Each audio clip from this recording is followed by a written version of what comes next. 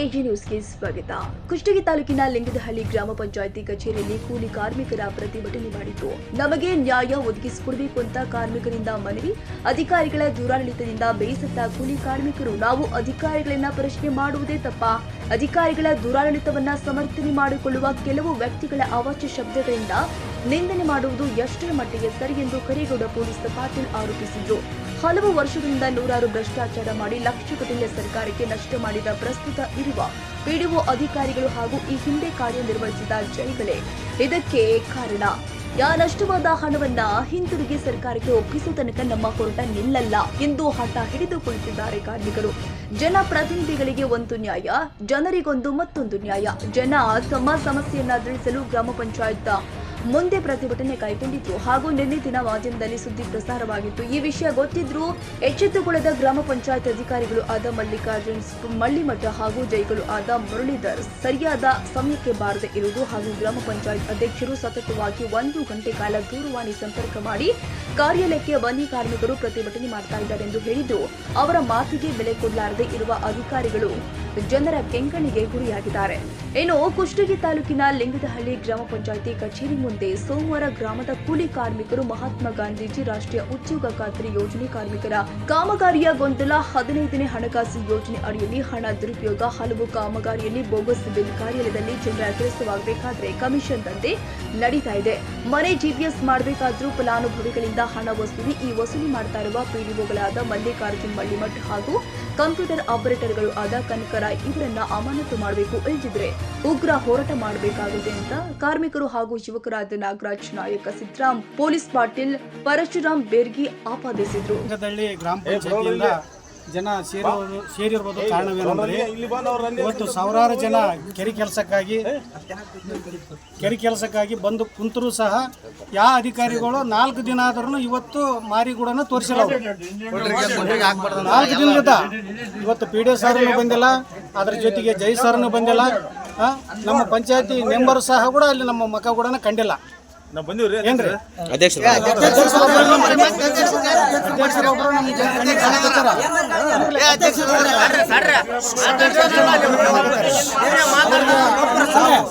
ಪ್ರತಿಯೊಂದಕ್ಕೆ ಸ್ಪರ್ಧೆ ಅನುಕೂಲ ಮಾಡಿಕೊಟ್ಟಿದ್ದ ಅಧ್ಯಕ್ಷರು. ಅಲ್ಲಿಂದ ಇನ್ನೊಂದು ಏನಪ್ಪ ಅಂತಂದ್ರ ಯಾವ ಜನಪ್ರತಿನಿಧಿಗಳಂತೂ ಇಲ್ಲಿಗೆ ಏನಾಯ್ತು ಏನ್ ಹೋತಂತ ಯಾರು ನಮ್ಮನ್ನ ಸ್ಪಂದನೆ ಮಾಡಕ್ಕೆ ಯಾರು ಇವತ್ತಿನ ಸಮಸ್ಯೆಗೆ ಇನ್ನು ಅವ್ರು ಯಾರು ರೆಸ್ಪಾನ್ಸ್ ಮಾಡಿಲ್ಲ. ಬರ್ಬೋದಾ ನಿಮ್ಮ ನಿರೀಕ್ಷೆ ಅಲ್ಲಿ ನಿಮ್ಮ ನಿರೀಕ್ಷೆ ಪ್ರಕಾರ ಬರ್ಬೋದಾ? ಅವ್ರು ಮೆಂಬರ್ಸ್ ಎಲ್ಲ ಬಂದು ಸಾಲ್ವ್ ಮಾಡ್ಬೋದಾ? ಅಲ್ಲ ಮಾಡ್ತಾರಂತ. ಒಂದ್ ಸೆಕೆಂಡ್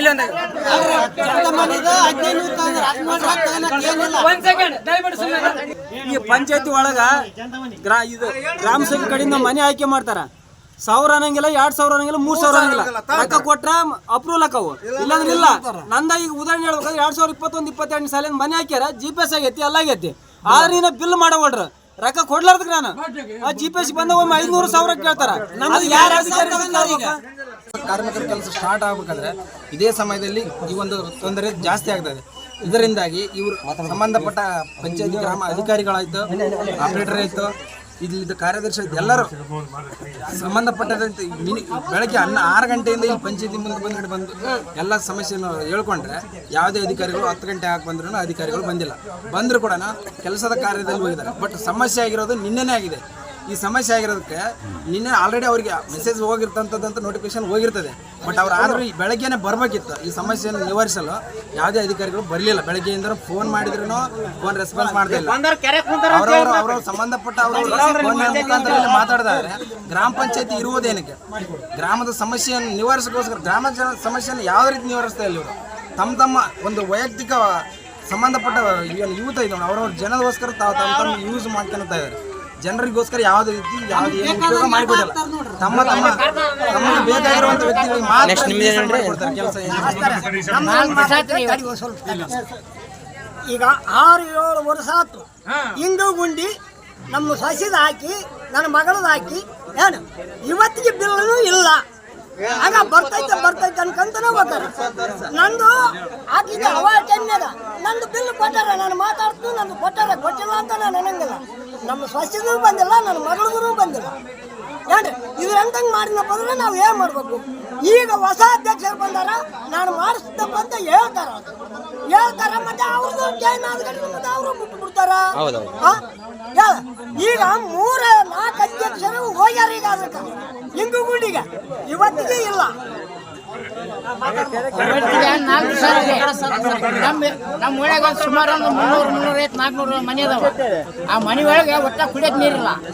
ಇನ್ನೊಟ್ಟಿಗೆ ನೆಪ ನಾನು ಏನು ಮಾಡ್ರಪ್ಪ ನೀರಿಲ್ಲ ಅಂತಾನ. ಇಲ್ಲಿದ್ರ ಅಲ್ಲಕ್ಕೆ ನೀರು ಐತಿ, ನಮ್ಗೆ ನೀರು ಯಾರು ನಾವು 1 ಕಿಲೋಮೀಟರ್ ನೀರು ಹೊರ್ಬೇಕು. ನಾವು ಹೆಂಗೆ ಬರ್ಬೇಕು? ಕೈ ಕಾಲು ಕಟ್ಟಿರ್ತಾರೆ ಅಂತ ಬರ್ತಾರೆ, ಕೈ ಕಾಲು ಕಟ್ಟಿಲ್ಲ ಹೆಂಗೆ ಬರ್ಬೇಕು ನಾವು? ಅದ್ರ ಸಲುವಾಗಿ ಅದಕ್ಕೆ ಯಾವುದೇ ರೀತಿಯಿಂದ ಪರಿಹಾರ ಇನ್ನೂ ಮಾಡಿಲ್ಲ, ಏನು ಮಾಡಿಲ್ರಿ. 4 ಸತಿ ನೀರಿಲ್ಲ, 2 ಸತಿ ನೀರು ತಗೊಂಡಿಲ್ಲ. ನಾವು ಹೆಂಗೆ ಮೇಂಟೈನ್ ಮಾಡ್ಬೇಕು? ನಾವು ಜೀವನ ಹೆಂಗೆ ಮಾಡ್ಬೇಕು? ನಾವು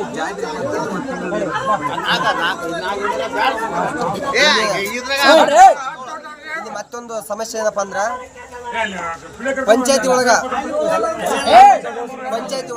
ಮುಗ್ಧ ಜನರು ಪಂಚಾಯತಿಗೆ ಬಂದು ಅಕಸ್ಮಾತ್ ಏನಾರ ಕೆಲಸ ಕೇಳಿದ್ರಪ್ಪ ಅಂದ್ರ ಇಲ್ಲಿ ಇರ್ತಕ್ಕಂಥ ಸಿಬ್ಬಂದಿಗಳು ಏನ್ ಹೇಳ್ತಾರಪ್ಪ ಅಂದ್ರ ಅವರು ಡ್ರಿಂಕ್ಸ್ ಮಾಡಿ ಬಂದಾರ, ಒಟ್ಟಲ್ಲಿ ಅವ್ರಿಗೆ ಒಂದು ಅಪರಾಧವನ್ನು ಹೊರಿಸಿ ಒಂದು ಕೆಟ್ಟ ಅಪರಾಧವನ್ನು ಹೊರಿಸಿ ಒಂದು ಜನರನ್ನು ಕೆಟ್ಟಗೊಳಿಸೋಕೆ ಒಂದು ಕಾರಣ ಹೇಳ್ತಾರೆ. ಆಮೇಲೆ ಮತ್ತೇನಪ್ಪ ಅಂದ್ರ ಇಲ್ಲಿ ಜನಸೇವೆ ಮಾಡಬೇಕಂದ್ರ ವಿಡಿಯೋ ಸಾಹೇಬ್ರು, ಜೈ ಸಾಹೇಬ್ರು ಪ್ರತಿಯೊಬ್ರು ಎಲ್ಲರೂ ಜನರ ಪರವಾಗಿರ್ಬೇಕು. ಅದು ಬಿಟ್ಟು ಜನರ ಪರವಾಗಿ ಇರ್ಲಿಲ್ಲಪ್ಪ ಅಂದ್ರೆ ವಿಡಿಯೋ ಸಾಹೇಬ್ರು ಸಸ್ಪೆಂಡ್ ಆಗಬೇಕು. ನಮಗೆ ಬ್ಯಾಡಾದ ವ್ಯಕ್ತಿಗಳು ಇಲ್ಲಿ ಯಾರು ಇರಬಾರ್ದಂದು ನಾವು ಕೇಳಿಕೊಳ್ತಿದ್ದೇವೆ.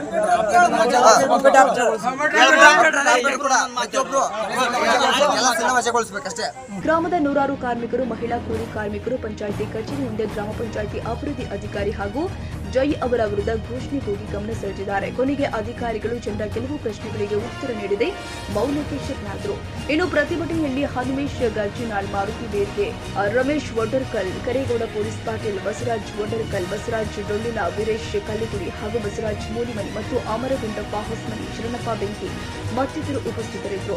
ಇನ್ನು ಗ್ರಾಮ ಪಂಚಾಯಿತಿ ಕಚೇರಿಗೆ ಬೀಗ ಹಾಕಿ ಕೂಲಿ ಕಾರ್ಮಿಕರು ಪ್ರತಿಭಟನೆ ಕೈಗೊಂಡಿದ್ದರು. ಕನ್ನಡಿಗರ ಮೆಚ್ಚಿನ ನಿಮ್ಮ ಎಜೆ 24/7 ನ್ಯೂಸ್ ಕನ್ನಡ ವಾಹಿನಿ ಇದೀಗ ಟಿವಿಯಲ್ಲಿ ಲಭ್ಯ. ವೇಳೆ ನೋಟಿಸ್ ಕೊಟ್ಟಿದ್ರೆ ವಾಪಸ್ ತಗೋತೀವಿ. ಇವತ್ತು ವಕ್ಫ್ ಪ್ರಾಪರ್ಟಿ ಅಂತೇಳಿ ಬರ್ತದೆ ಅಂತ ಹೇಳಿದ್ರೆ ರೈತರು ಬೀದಿಗೆ ಬಂದ್ರೆ ಏನ್ ಮಾಡ್ಬೇಕಾಗತ್ತೆ? ಯಾರು ವೋಟ್ ಹಾಕಿಲ್ಲ ಅಂದ್ರೆ ಗ್ಯಾರಂಟಿನೆಲ್ಲ ಸ್ಟಾಪ್ ಮಾಡ್ಬಿಡ್ತೀವಿ.